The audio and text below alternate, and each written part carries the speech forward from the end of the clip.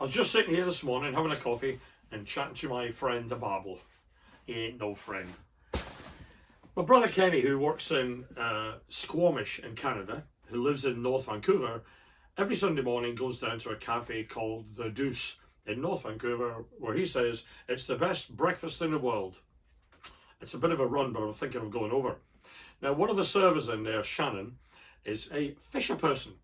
Not only that, if you can see this, she's a very successful fisher person. The size of that.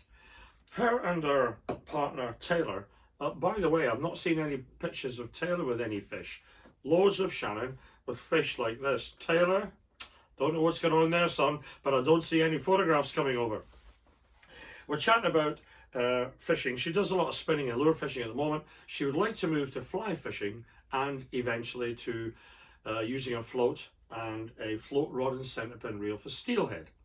The word centerpin prompted Kenny to go in his drawers at home and bring in to show her the Viking centerpin reel that we designed through Thomas Turner last year. There were only 10 of these, and she's fallen in love with it. No surprise. Sold out, there are none available. However, Shannon, don't despair. Don't take sausages off his plate, because Thomas Turner have brought out the same model maker reel. This is Kingpin of England. Just look at this beautiful reel. The tolerances are absolutely amazing. It's thrash proof anodized. It's ideal for running around the rocks and rivers that you guys have a lot of over there. It has a powerful ratchet on it, which the steelheaders love. And if you match this with a float rod, something like anything like the Avon we've got here, the 1 pound test.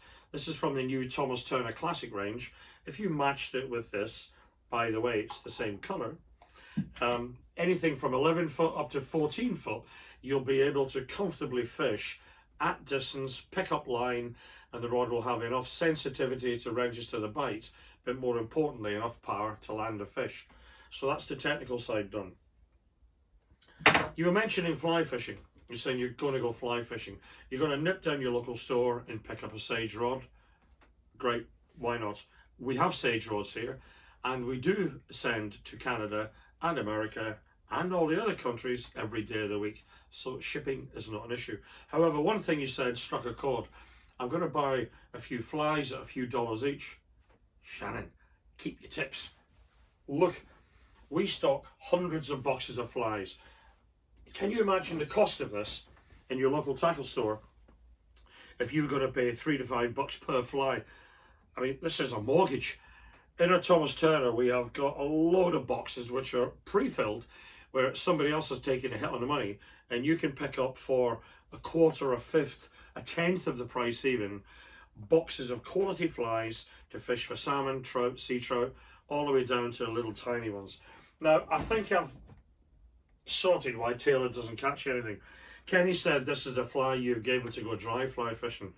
Now, Shannon, that's not fair, okay? He should be using something smaller than that. This is probably swimming around frightening everything in the neighbourhood. So that's more likely to catch the barbel. So none of that.